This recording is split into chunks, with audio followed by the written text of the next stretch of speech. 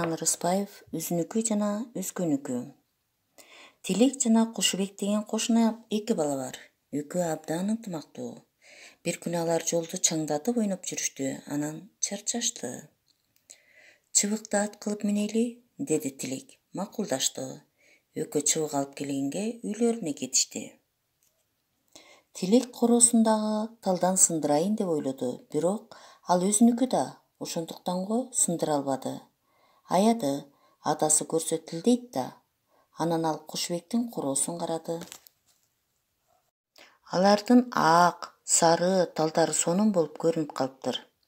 Узун бутактары ат кылып мингенге жарай тургандай көрүндү. Ары бери караса, эч ким көрүнбөйт. Жашырынып чуркап келип, талдын ошол узун, ичке бутактарынан сындырып алды. Анан билгизбей артына жөнөдү. Короонун тешигинен сойлоп чыгып келатса, алдынан Кушубек жолукту. Экөө сүзүшүп калышты. Ал дагы талдын узун бутактарынан сындырып алыптыр. Тааныды. Көрсө Кушубектин да өзүнүкүн аяп, Тилектин короосундагы талдан сындырганын түшүндү. Экөө бири-биринен аябай уялып калышты. Анан ойнобой эле үйлөрүнө кетип калышты. Кушубек менен Тилек кандай достордон эле? Алар эмне үчүн бири-биринен уялып калышты? Өзүнүкүн аяп, өзгөнүкүн пайдалануу туура бекен?